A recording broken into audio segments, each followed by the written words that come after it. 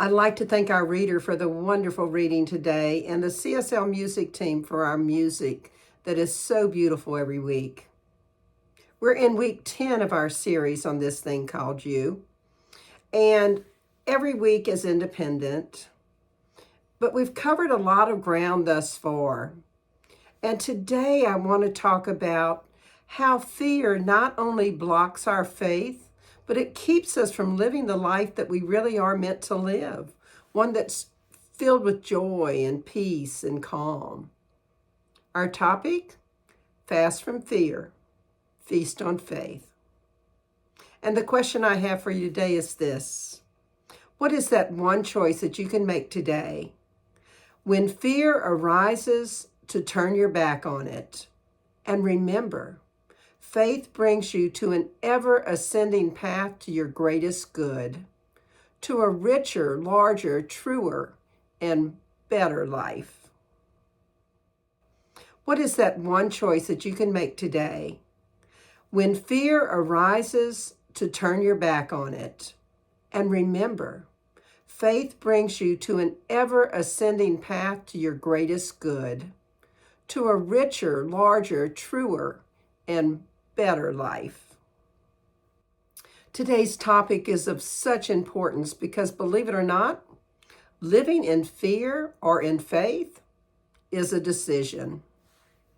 We read in the Bible, Philippians 4:6-7, "Do not be anxious about anything, but in every situation, by prayer and petition, with thanksgiving, present your request to God, and the peace of God, which transcends all understanding, will guard your hearts and your minds." I suggest we all have things that we fear at some level. Most of you have heard my acronym for fear. Forgetting everything is always right. I use it because when I am in fear, it's because I've forgotten that everything is in divine order, that everything really is always right. Christian Larson in The Pathway of Roses talks about this with great insight about how we make our decisions. We are called upon every day to decide upon something of importance. But how is this decision to be made? Are we to follow fear or faith? Fear declares that everything may go wrong. This is always the language of fear. But faith declares that everything will go right. And this is always the language of faith. Fear does not know. Faith does not know. Let's pause there for a moment and notice what he says. Fear declares things are going to go wrong, and faith declares things will go right, and neither fear nor faith knows. When I look back at the things I feared, it was from a belief that something was going to go wrong, rather than trusting in the divine, and that everything is always in divine order. So on the one hand, we can choose fear and things going wrong, and on the other, we can choose faith and things going right. And when we put it that way, it sounds like a no-brainer, doesn't it? I know I pray because I choose faith. And I also know that God can help me not to stay in the fear when it creeps in. Larson continues to say, follow the verdict of fear and everything will go wrong, because the path of fear leads into wrong. But follow the superior insight of faith and everything will go right. The path of faith is the ever-ascending path to the greatest good that real life can give. Therefore, no one can follow faith without finding the richer, the larger, the truer, and the better. I love that line about the path of faith being the ever-ascending path to the greatest good that real life can give. If you were given the choice between choosing pain or your greatest good, what would you choose? I suspect you're thinking that's a pretty ridiculous question. Well, maybe it is. And yet, how often do we choose fear? How often do we choose to feast on fear rather than on faith? And how do we fast from fear and feast on faith? We have to accept that the divine is always wrapping us in love and grounding us with all that we desire for our good and the good of others. Holmes wrote this week in our reading, "If you wish to live in the kingdom of heaven, forget hell." You are to find the roots of your life in pure spirit, to see the basic unity of all.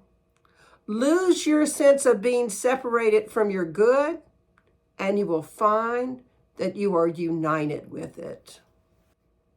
Well, that sounds like a directive. Forget hell, and we can live in the kingdom of heaven?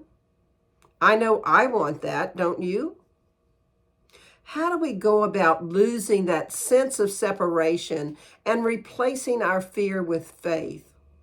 About remembering to have faith that everything in our world is in divine order, because there absolutely is no spot where God is not. In a Holmes Reader on Change, Ernest Holmes wrote, "Fear is not an entity, but a mental state. If we do not believe in duality or many powers, we should never be afraid of anything. There is only one power, one life, God the good. That life is the life of everyone. There is nothing to fear, for the divine surrounds and is in everything and everyone." The divine is always moving in, through, and as each of us. It's when we forget that fear creeps in. And it's when we shine our light on fear that we recognize that fear is a state of mind. It's not a real thing. And it certainly feels very real when we're experiencing it. We can gather all types of evidence that moves us into forgetting that everything is always right, always in divine order. Franklin Roosevelt reminded us that the only thing we have to fear is fear itself. And Charles Fillmore wrote, "One of the greatest lessons that can be learned in the spiritual life is that in spirit and in truth, there is nothing to fear." Can we step up and believe that there's nothing to fear? Can we dig into our spirituality and remember that in spirit and in truth, there truly is nothing to fear? That's the real challenge, isn't it? Fear is a mental state, and it creeps in when we forget that truly there's nothing to be afraid of in God, and it's all God. We just sang about choosing heaven and about how when nothing else works, love lifts us up. How can we love and allow ourselves to be loved when we're fearful, when we don't choose heaven, when we don't walk the road to heaven, or when we see ourselves as part of separation, not part of that one life that's God's life? The real issue is that we forget that we're here in this human form for a purpose. Holmes referred to the parable of the loaves and the fishes this week. And if you're not familiar with the parable, Jesus had been speaking for quite a while to a very large crowd, and people were getting hungry. There was a call for food, and no one responded out of fear. They didn't know how long they were going to be there, and what they had with them, they wanted to, let's say, hoard for themselves. But one small boy had 3 loaves and 5 fishes, and he said yes. With a huge amount of faith, he was willing to share his food and somehow know that it would work out fine. If we choose fear rather than faith, not only does our soul suffer, our bodies suffer. Do you know that many professionals say that fear weakens our immune system? It can cause cardiovascular damage, gastrointestinal problems, ulcers, and actually decrease fertility. There's a lot of physical symptoms like feeling unsteady, dizzy, lightheaded, faint, feeling like you're choking, your heart's pounding, or you have an accelerated heart rate. You have chest pain or tightness in the throat or in the chest, sweating, hot and cold flashes, shortness of breath or a smothering sensation. Hey, I can get fearful just reading this list of all the health-related issues that fear impacts. So how do we start fasting from fear and letting go and remembering who we really are so that we can feast on faith? Well, we start by remembering who we are. Look at the word remember. Member is a part of a group, and means again.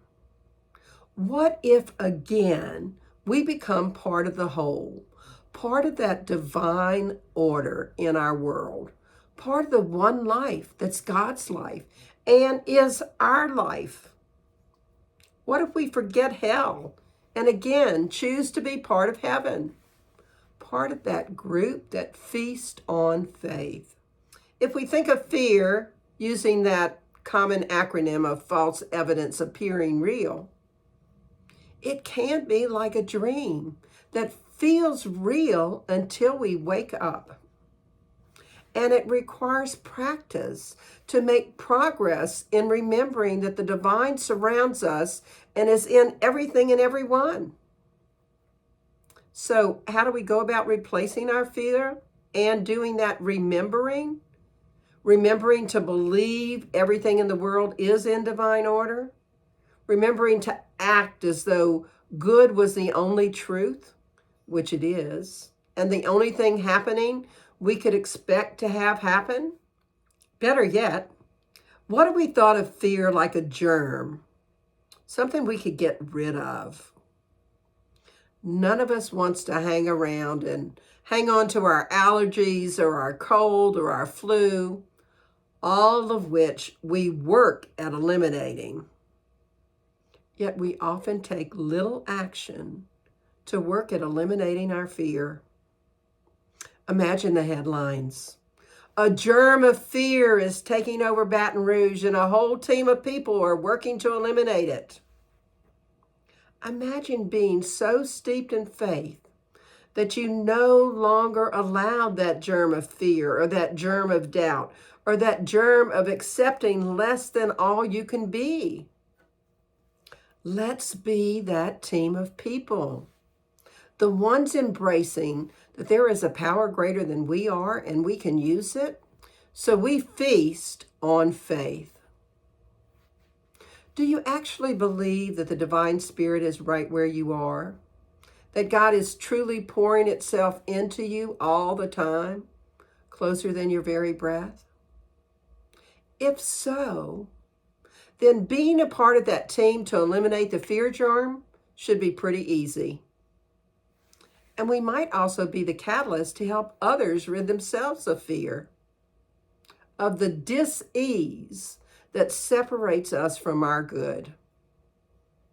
Let's become as fearless as that young boy with the loaves and fishes and have as much faith as he did.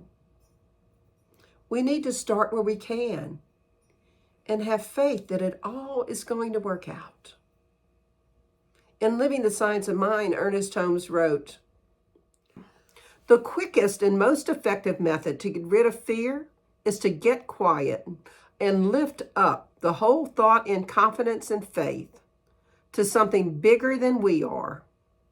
It's like going from a cold, dark room into the sunshine and just sitting there, letting the rays of the sun penetrate the whole being with warmth and color until the darkness and the dampness are gone.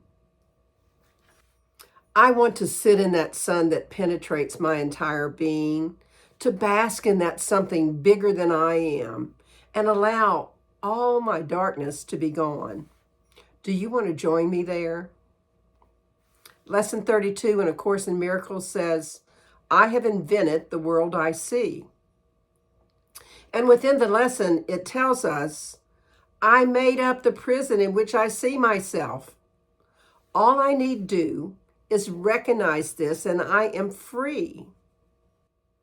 How are you allowing any fear to imprison you? That's your own hell, and you've invented it. Forget hell. Recognize it. Set yourself free. Let the fear go. You are only forgetting that everything is always right. What do you think about when you think of a feast? In the Bible, a feast means celebrating with food. Most of us think of a feast meaning lavish amounts of food. So let's apply that to faith. How can we have a lavish amount of faith? How can we flex our spiritual muscles so that we feast on faith? The great news is we don't even have to pay for this feast. It's been handed us, so to speak, on a silver platter as part of our divine inheritance. The divine has laid out a feast of all that is good and fabulous. The problem is that just because we can't see it all, or where it's been laid out, or where the banquet might be, for example, we often decide not to even try to find the feast or not to attend that banquet. Or perhaps we attend, but we just nibble.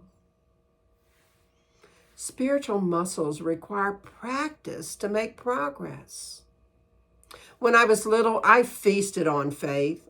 I loved that Daddy came into my room every night that I shared with my sister, and he would be there for us to say our prayers. Angel of God, my guardian dear. I can still remember every word and all the people that we blessed every night before we went to sleep. I also remember saving my money to give to the poor. My parents lived their faith and passed it along. No guilt, no shame, just what is right, what is wrong, how we make amends, how we forgive. We saw faith in action. Somewhere along the way, as I got older and my security felt less stable because of earth circumstances, my dad died and our living situation changed drastically, and I began believing in fear. I didn't hang on to it a lot. I always felt abundant, and I love that love itself abounded in our home. And as the years went by and I grew older, I have to say that my fears got bigger. Many fears about myself. As a young adult, when I was in my 30s, I was one of those Catholics that went to church every day, went to Mass, because I found peace and comfort in my faith. You all know me now, no longer Catholic, yet rooted in faith. And that faith began in a new thought environment in my home that was filled with love and generosity, laughter, and joy. We have all heard that phrase, in my house are many mansions. Well, I believe that in my life there have been many mansions, many ways that faith has pulled me through whatever I was called to face on this planet. I suspect in your life there's also been many mansions. Enter them and be steeped in the faith. Christian Larson, in The Pathway of Roses, put it this way: faith is the gates ajar to the holy city, to the world celestial, to the many mansions, to the spiritual realms, to the beautiful life, to the inexhaustible source of all that is good. Faith is a path that leads to the soul's inheritance of all that the heart has prayed for. And to follow this path is to have faith in faith. Who wouldn't want to be in that holy city? So my question would be, what are you waiting for? Find the banquet and feast on faith. Feast on the knowledge that God goes with us wherever we go. Feast on the path that leads to your soul's inheritance, to the inexhaustible source of all that is good, to the beautiful life.